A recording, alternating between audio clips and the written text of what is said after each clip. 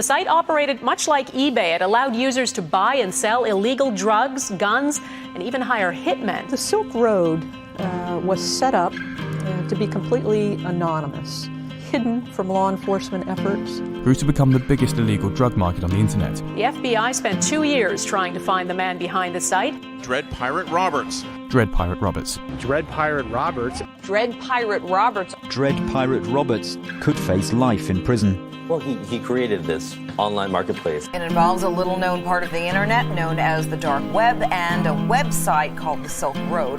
Anything that you send to this through this internet is completely encrypted, and nobody knows that it's you who sent it. That was kind of his fatal flaw. It was pretty ridiculous that you would put your real name out there if you're going to create this, become a criminal mastermind, but that's what he did. Ulbricht is facing a number of drug and conspiracy charges and has pleaded not guilty. Well, Russ Ulbricht, as we told you several moments ago, was told by a judge that he would have to forfeit $184 million. I think it was unfair. I think it was not a level playing field. It's difficult to say exactly what the precedent is, but I think what it does show is that the government has the ability to infiltrate and prosecute hackers. The biggest criminal trial in the history of the internet is over this morning, and so apparently is Ross Ulbricht's freedom. This sentence is anything more than just purely punitive and completely beyond the range of what drug offenders get in this district, in this circuit, in this country.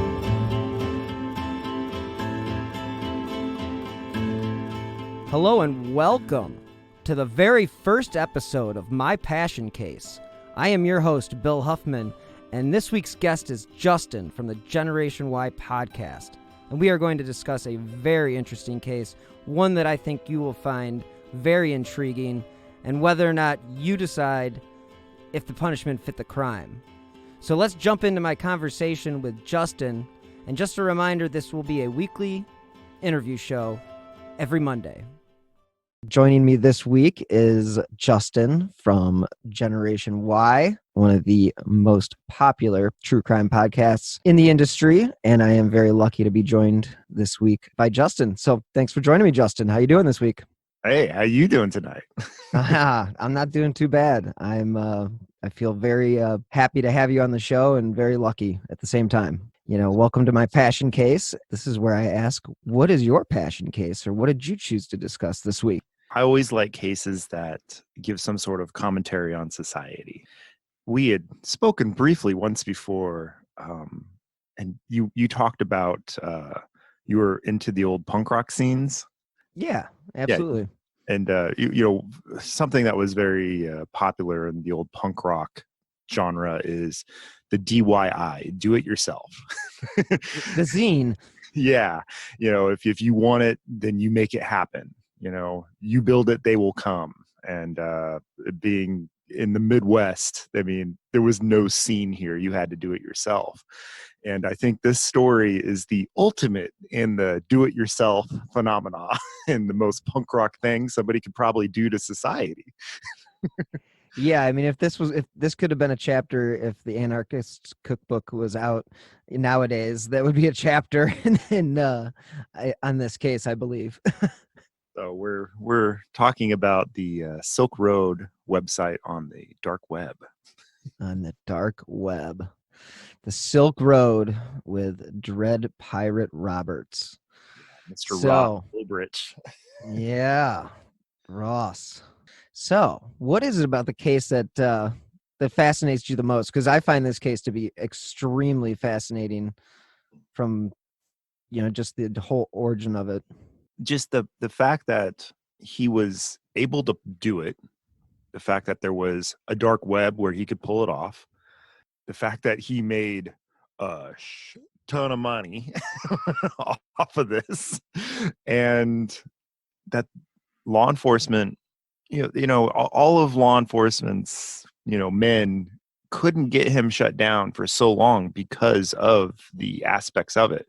And it's always human error that will bring you down, because security, you can have all the security in the world, but you let one person in through the front door and you're dead. That's a good point. Yeah. And just, it brings in the whole argument of the legalization of drugs, but then it goes further than that. and how do people feel about that. There's a whole like myriad of things that this case kind of touches on. Not to sound crass, but I mean, this was an entrepreneur. I mean, in the book that I listened to over the weekend, American Kingpin, they talk about how the valuation of the company would have been just astronomical if it was big if it was a legal means of doing things. Yeah, if it was a business entity, I think it was up into the billions. Oh yeah, it's significantly into the billions. I think they said it was going to be, he had done the math, and I think he was at the same value as Facebook or something crazy. And yeah. And so, yeah, you talk about somebody who he saw basically an opportunity and took his skills. He kind of Walter Whited it. Yeah. So anyone that doesn't know, Ross started out as a mushroom grower, and then he was pretty much a self-taught programmer, which is insane because I can't do that. And I'm an IT guy. So he created this site, and at the very, very beginning, he actually went out onto like mushroom forums and promoted his site using a certain ID or online handle that could be traced back to him, because in the very beginning, he wasn't thinking ahead. And so he posts on this mushroom site using an email address that's probably rossolbrich@gmail.com. And he doesn't realize what he's done there. And then he starts this whole Silk Road site. And in the beginning, it's just some pot dealers, some ecstasy dealers doing their thing, and getting their drugs out there. And it's essentially eBay, but for drugs, right? Yeah. And so give me a little bit of background. I mean, I'm somewhat familiar about the dark web, but really when it boils down to it, I probably don't know jack compared to a lot of people. Could you give me a little bit? Do you know a little bit about the dark web? I can give you it in a nutshell, and I'm sure Okay. anyone listening will probably be screaming through their headphones. I'm sure I'll hear it. But the dark web was essentially set up by the American government. I think it was the Navy, and it was a way for the military personnel to continue communications with a mesh network that wasn't public, in case the public internet ever went down or had problems, or to just hide or obfuscate their communications through the dark web. So it was created and made by our government for military purposes. And So the government this is sort of like the opiate crisis. oh yeah, they create their own problems, and then they say they're the solution. Yeah, like the whole robocalling thing. Like for a moment there, like when they were like, "Oh yeah, we're gonna have this robocalling thing, and then you're gonna pay $2.99." I'm like, "Wait a second, you created a problem. Now we have to pay for it? How's that gonna make any sense?" I'm glad to see that they sort of got that straightened out. But not to go off on a tangent. Yeah, that's what the government's good at, is creating a problem and then giving you the solution. So That's a whole nother podcast. but it is valid for this discussion, because It is. Unfortunately, it is, because there were a lot of people that were affected by this. Yeah. So Ross takes advantage of this private web that is encrypted and untraceable to create his website. And of course, he's self-taught when he's programming, so he's not that great at it. So he has huge holes in his website that any hacker can just walk right through.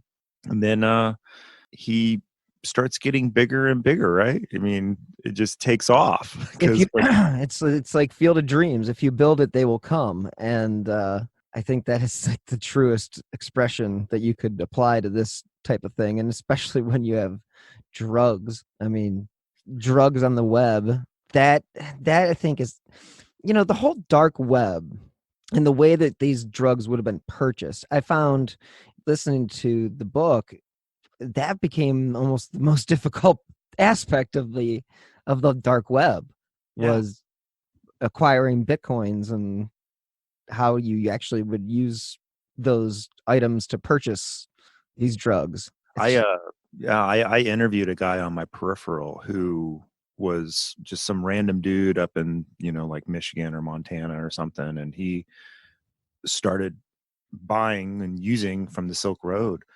And he wasn't a very techie guy, and he figured it out. But it took him weeks, if not months, to be like, okay, I need to go through this exchange, and I need to go send money to this Australian website that would then give me the cryptocurrency that will then go in my wallet. But it can't be my official wallet. It's got to be a holding wallet so I can buy the drugs, and there's no connection back to me. It was this whole process. To be able to understand that, like, I have trouble even wrapping my brain around yes, that sounds awesome to be able to buy drugs online. I'm not going to take that as you will. I mean, I didn't mean that as an endorsement to do drugs. I'm just saying that for people who do drugs, that is a nice feature. But the the whole getting the Bitcoins, understanding cryptocurrencies, and all these different exchanges. I mean, man, and then to have this guy be a self-taught programmer, like you had said, you're an IT guy. That's insane. Yeah. And I don't know how he did it, but obviously there was a lot of missteps along the way. I mean, you read the book, you hear about how many times his site was hijacked and people held it for ransom because he didn't know what he was doing. I remember a buddy of mine and I set up a shopping site for my wife's shop, very basic thing. And we got the shopping cart already, and just applying that and setting it all up took months. I'm pretty sure Ross just did it all himself. And you have to realize that it's not just an eBay. You think about eBay, you get to sell stuff, but you have to set up an account.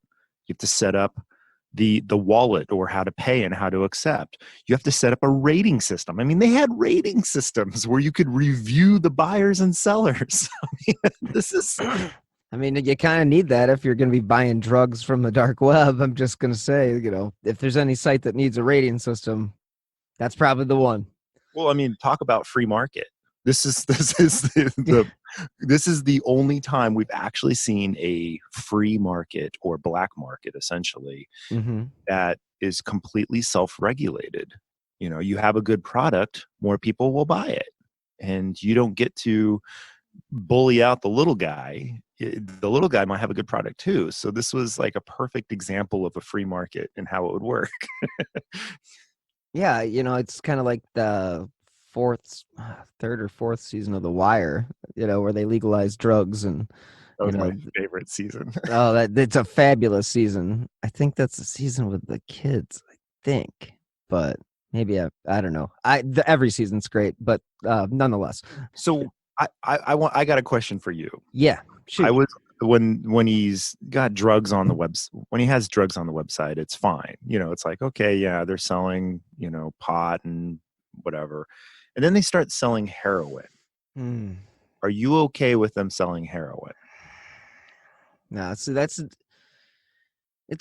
is where it becomes a slippery slope. And, not to be I don't know how this is going to be taken, but to think about it as the rating system that we just discussed that they had on their website, that would allow people to at least know that what they're getting is on the up and up.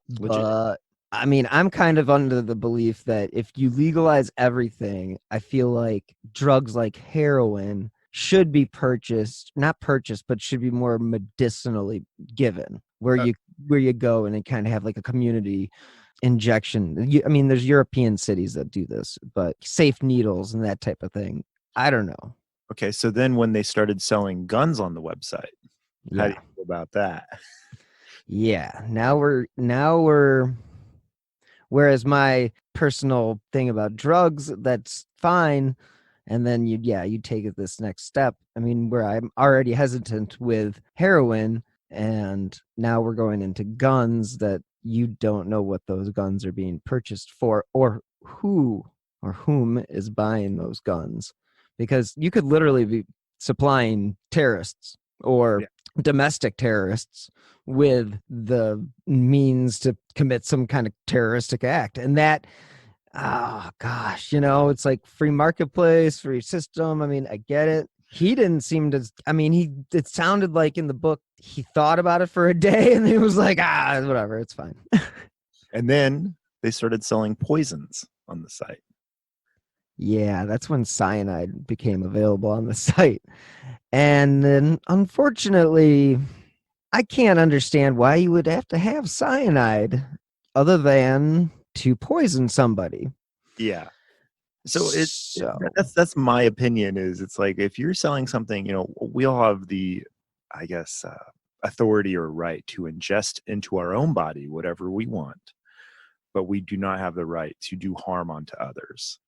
And when you're selling guns to people that obviously can't buy one legally, or selling them cyanide or whatever, that's obviously it's going to be used for something bad and used against somebody else. So I'm like, that's where my whole free market, whatever libertarian idealism goes. I'm not cool with that. Yeah, that's kind of where it lost me too. I think once the poison stuff, I mean, guns. I mean, I was obviously, if this was my situation, I would already be freaking out because of the heroin. And then guns, I mean, I guess once you've made the decision about heroin, I guess it gets easier each time. That's my thought on it. That's what my thought is, at least, about what his thinking was. Once he made one of those decisions, it made each decision that he made after that a little bit easier, even though it was completely stupid. I'm just glad that it never went like pedophile. They weren't ever selling child abuse pictures or anything like that. But still, it got really bad, really wrong, real quick. And you could have seen how that would have happened too, if it would have continued. Not necessarily would have happened on that site, but how would they have been able to prevent it at that point? Yeah, I mean, it was getting out of hand. Yeah, I mean, they're selling guns, they're selling poison, they're selling heroin, cocaine. And with any site, whether it be podcasting or YouTube or whatever, there's always a community. And the Silk Road had its own community. And hilariously enough, the drug dealers didn't like the weapons dealers. They didn't get along. And they actually thought about starting the armory, which was strictly weapons that was peeled off from the Silk Road to separate them. It makes me think of the actual good movie. I'm not going to say it's a great movie, but the good movie Lord of War with Nick Cage. Yeah. The one and only Nick Cage. Yes. But if you haven't seen that movie, that's based off a true story, and it's actually pretty accurate to what did occur. And I mean, you're basically a gun runner at that point. If you have an armory, division of your website, you're gun runner. You're gun running. Yeah. What else can you be? Yeah, I think everyone should probably see Lord of War, and then what was the other one? War Dogs. Oh yeah, War Dogs was definitely. Yeah, those two are just, you have to watch both of them to understand what our government was doing. They created a problem and then they gave us the solution. Sounds familiar. Yeah. So at this point in the game, Ross's, or at least the Silk Road website, is getting some attention from, I think it was Wired and Gawker and all these different magazines. And then the United States government, some senators came in and started having hearings about it. And this obviously puts a lot more eyes on it, gets law enforcement engaged. But at the same time, I can't help but think about like when Marilyn Manson or some controversial band would go on tour, and then all the Christian groups or, family values groups would picket and boycott it and protest. And I'm like, you're just making more people buy tickets. And when the American government had their hearings on it, his website went from, millions a month to hundreds of millions a month. Yeah, I mean, it's basically, in our other conversation that we had, off the record conversation about what was going on with the DEA in the 80s and, telling everybody how to make crack cocaine and then and then creating these laws that are just so disproportionate to what they should be. Yeah. We're going to create it's just so ass backwards. And I'm sure I'm going to hear about this, but it is just the way I feel. I mean, it's just what you created the problem. Now you want us to pay for the solution. And it's just such bullshit. And there's good functions of government where I'm not trying to shit all over it. But, No. I like schools and highways. I definitely like schools and highways and, law enforcement that do their job the right way. And, there are great aspects of government. Now, the crazy thing I was going to say, speaking of government and law enforcement doing it the right way, there's a whole problem with the way they go about this in this book. Yeah, let's, we can talk about that right now, just because, it doesn't really spoil anything, but the detectives that were investigating this case, they weren't on the up and up, were they? Not all of them, no. There was at least 2 or 3 of them that were they were just as dastardly as anyone else on that website. They stole Bitcoin, hundreds of thousands, if not millions of dollars worth. And when a certain member of the group, was it Variety Jones, VJ, or was it somebody else? I don't remember. One of his operatives or moderators gets busted. And essentially, I think it was green, like chronic pain or something. It was the one in Utah, wasn't it? Yeah. Old guy. And I guess Ross decides, hey, I don't want this guy talking, so we need to shut him up. And of course, how do you shut somebody up? Well, you have a website where you can pretty much buy and sell anything. So the services turn into a hitman service, but Ross doesn't realize he's talking to federal agents who are the hitman. And it appears that they actually go to this man's house and rough him up and do a fake hit on him, but they steal from him and they beat the shit out of him to make this false hit. Well, that doesn't sound like that's very government friendly or politically correct. No. And along with all of them stealing money, and I get the temptation there. Sure, it's they think it's digital, it's nothing. It's but what's the difference between them stuffing $20,000 that they find at a drug house into their pants than they're underpaid, they're probably got a bad rating on their last yearly review, their boss hates them, and then you throw $1 million in front of their face that is totally untraceable. What did you expect to happen? Now, if I was a Ross Ulbricht in this position, I would have been like, oh, payoffs.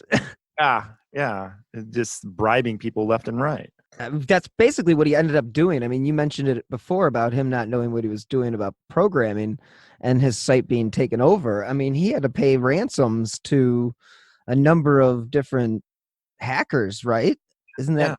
Yeah, every time. Every time? How many times were there? There were multiple times. There was at least 2 or 3 times that his site got taken over, or at least portions of it were taken over, and they would freeze transactions, wherever the exploit was that they found out, they would take over that, and he had to pay him out. First time it was like $50,000.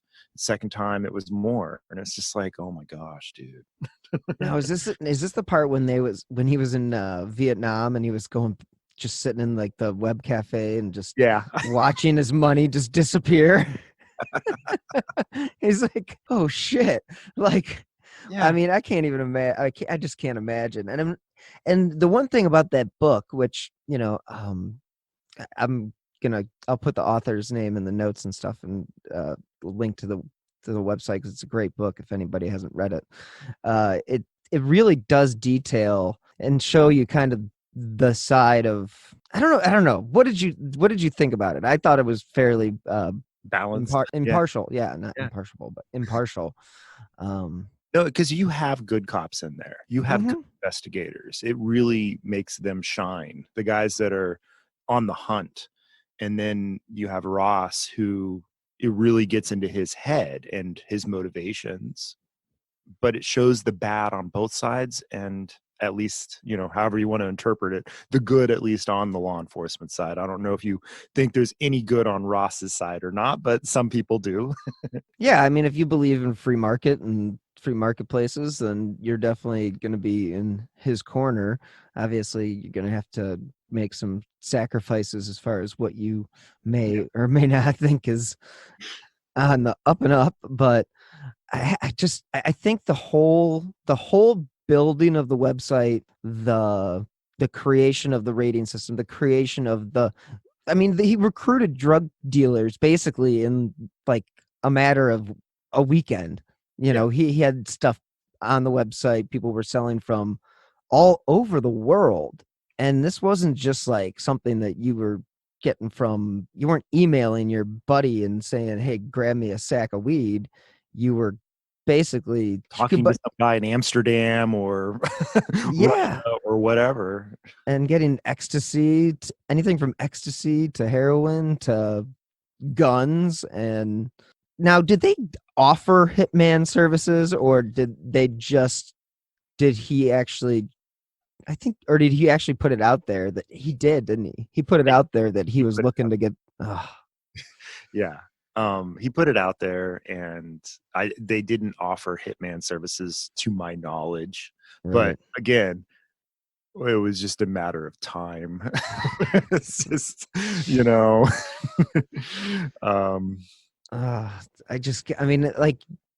is one of those stories. It starts off where you want to be a supporter. Yeah. And you look at injustices and you see the sentence, which we'll get to later, and you go, this just seems so backwards. But the deeper you dig into the actual things that you could do with the website, it really does bring it into perspective as far as how bad this could have gotten. Yeah. And I guess that's why I love this story, is because how far, there's all the black and white people of this world, and I'm not talking about race. I'm talking about people that are like, this is good, this is bad, you're good, you're bad, this is the law, this isn't the law, all that stuff. Their moral compass is set. But for the rest of us, how far do you go? How far do you allow this acceptance of this website? When do you draw the line that it's gone too far? And I think it's great that it forces people to question their own moral compass. It really does. I definitely look at, you brought up that question, and you do have to take stock of what you believe in. And I think you have to make decisions. Are you going to be just this little niche site that makes a few $1 million for you a year, which is hell of a living? But he was making, like we talked about, the site was, he was making what they said in the book, $500,000 a day, something like that. And then it was in Bitcoin, and the price of Bitcoin was going up. So you're compounding his interest and his profits every day, to the point where I don't remember if they ever put him on Forbes top 400 or anything, but he might put El Chapo on there. I don't understand why they wouldn't put him. Yeah. At one point, I wonder what he was worth at his peak. Yeah. And he was he was like the Steve Jobs of the dark web, because he was such like a non-conformist, he didn't have, I could just picture him. Did they even say he had furniture? I don't know. I think that's a Jobs thing, but like, no, he was such a minimalist. Like, he would just wander around with, crappy luggage or plastic bags and stuff, and all he had was this laptop. And he's worth like $1 billion. And it just shows how humble and how non-materialistic he was in that sense. But you can be humble in one sense and an extreme, crazy, I guess extremist in another sense, and I guess I don't even know. there's no black and white here. There's no, he's purely an evil person who drove this terrible site to destroy people's lives. He was a normal guy, just like me and you. Yeah. Yeah. So like, okay. So basically the way that the story stands, chronologically, if we're going to go chronologically, he's in a position where he's now offering, or he's looking for somebody to put out a hit. He gets this government informant somehow. Of course, this is how it always ends up. The person you're talking to do your hit for you is a government informant. I don't know how that always works, but good for the people that turn them in. But nonetheless, I think this was the guy who had cracked the system, and he was actually talking with. Was this the same guy that was talking with him, or was this actually just like a random person that he had recruited?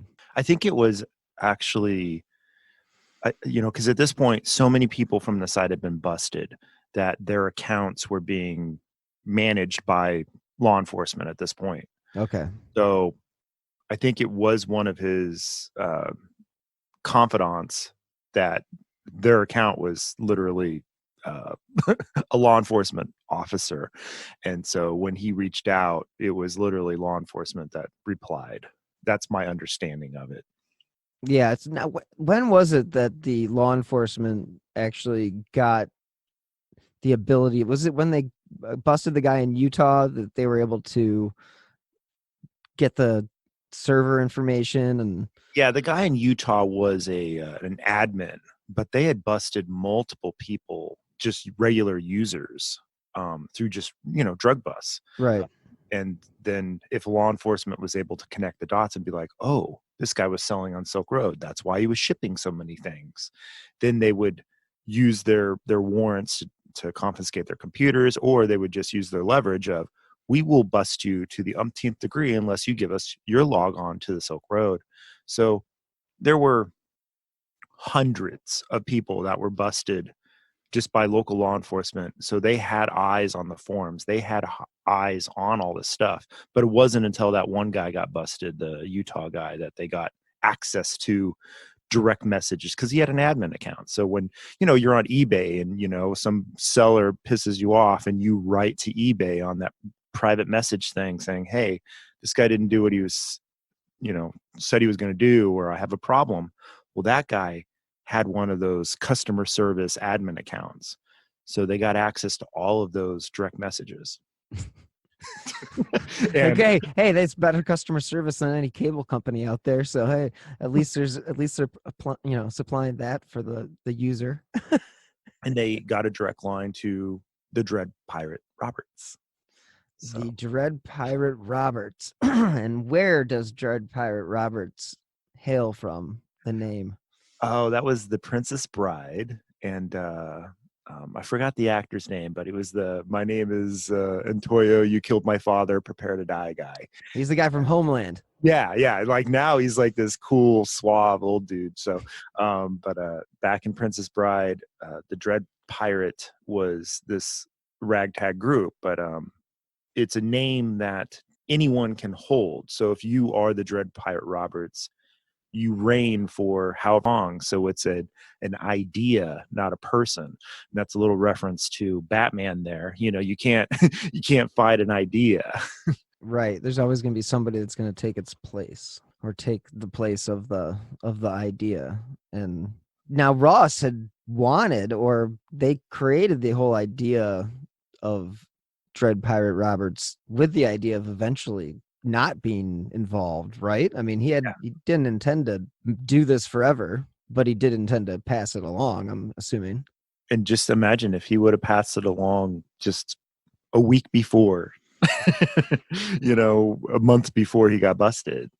Yeah, and he was talking, the day that he got busted, he's talking to, like we had just mentioned, he's talking to government people, and he thinks all of a sudden, he's talking to somebody that he's obviously established trust with, but is actually somebody from the government.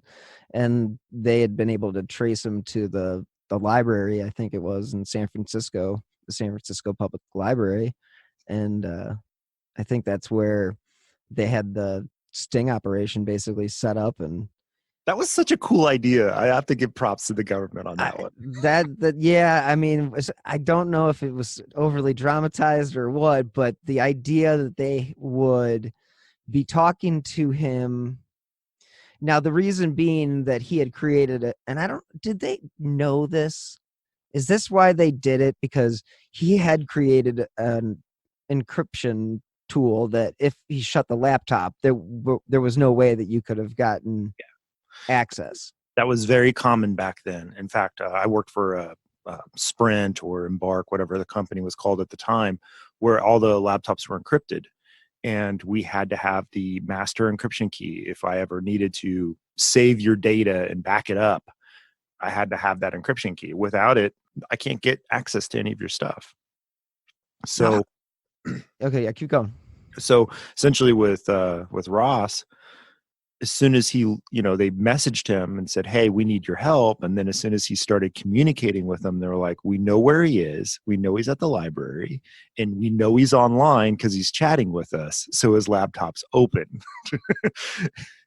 And that was their whole idea. And then how do you get this guy without him closing his laptop? So they had two agents literally start a commotion in front of him, like a fight.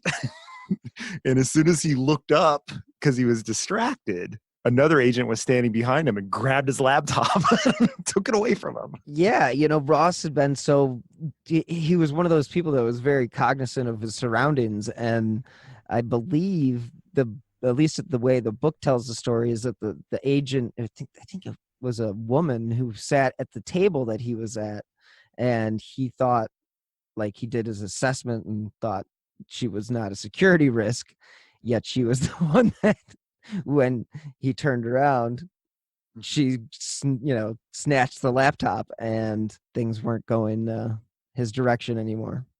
But yeah, that is definitely, I think, one of the more impressive setups by the government, especially in this digital age. Yeah. And before even that, I mean, there were so many times he almost got caught. I remember he had his girlfriend, Julia, who told her friend about the website. And then her friend got into a fight with them and they kicked her out. And then she posted to Facebook or social media, I wonder if law enforcement would be interested in Ross's drug website. It's like, what? Yeah. And then he calls her up crying, please take it down. To think that nobody saw that, or, I mean, he could have easily been busted at that point. But I remember reading about it in real time, with Gawker, and like you said, I mean, it was just such a mysterious thing that was out there, that it was only time was basically not on Ross's side, in my opinion. I think the walls inevitable. Yeah, you've basically created something that the media, even if it's not mainstream media, is talking about, and eventually, as we know how this goes, stories that start on niche sites that actually end up being stories, well, they get picked up, and yeah, it's a little hard to avoid.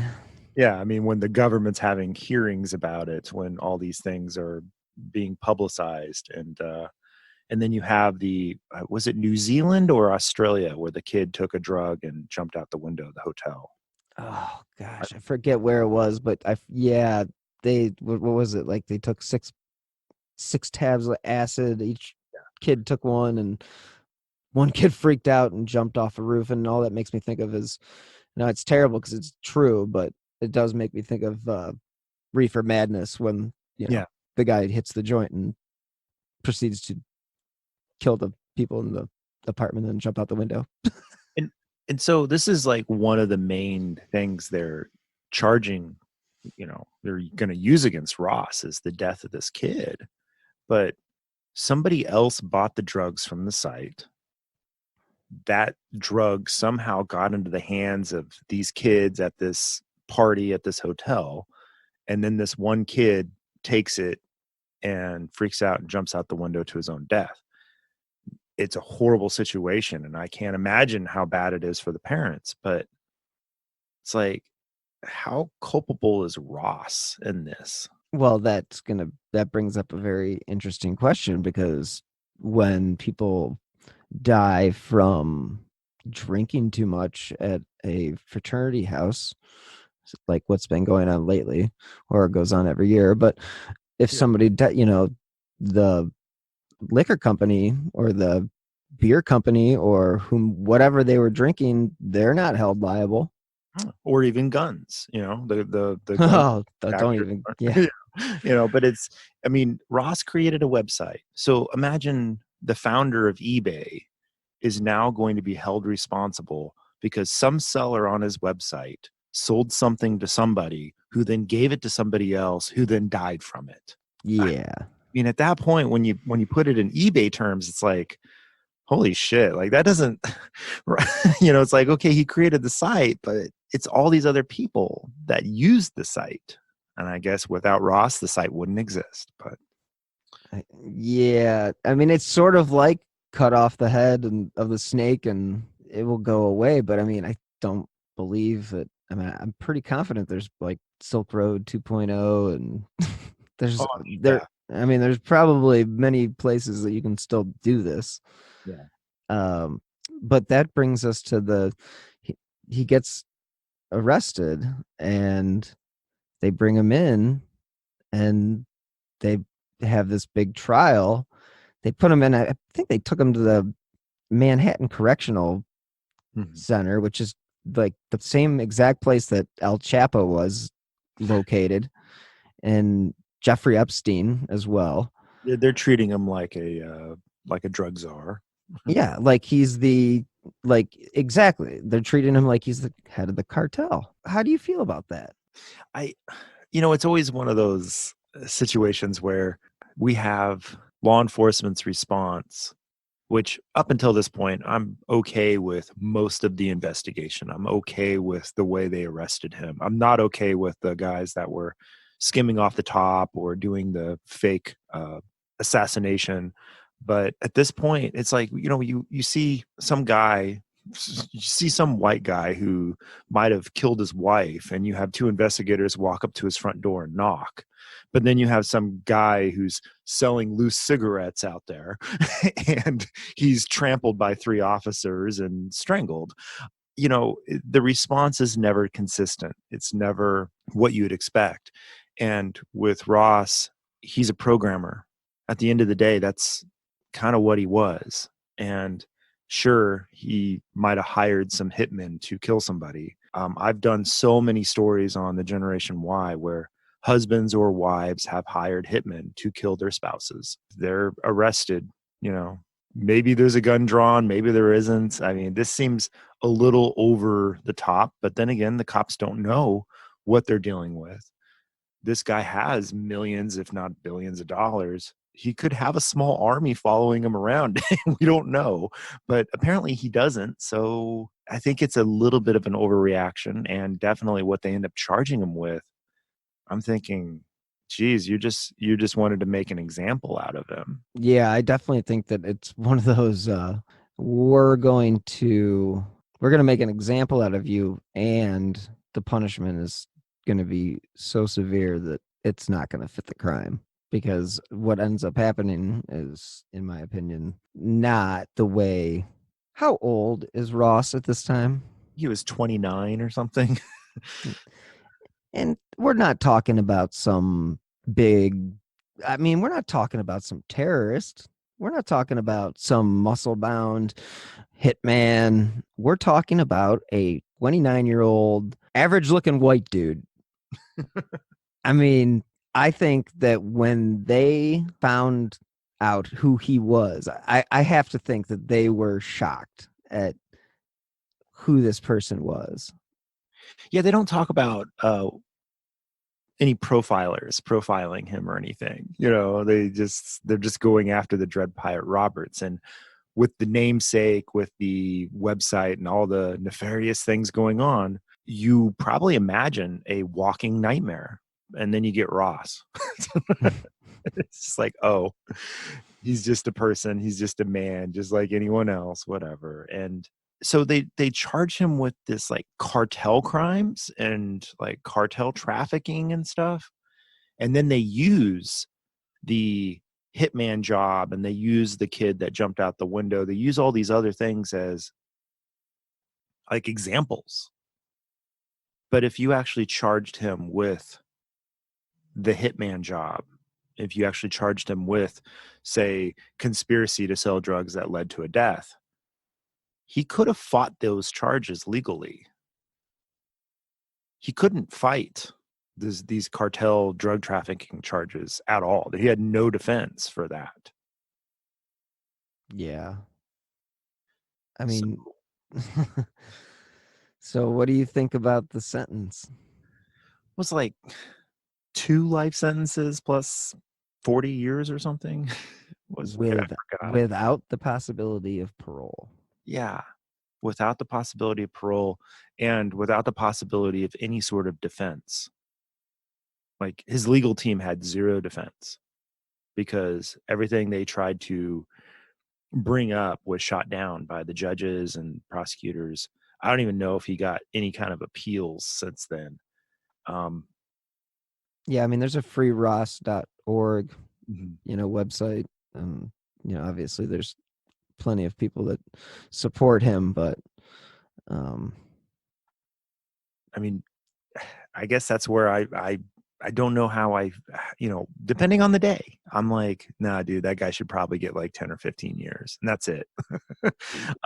In my opinion, I totally agree with you. I would say this, though, having done some research on the case and, looking at what's going on as far as currently, he actually made a motion in October of this year to vacate, set aside, or correct the sentence. So whether or not there's any chance that actually happens, but he obviously he had enough grounds to bring it to court. So there is a movement to at least try to lessen the sentence, because I don't see how.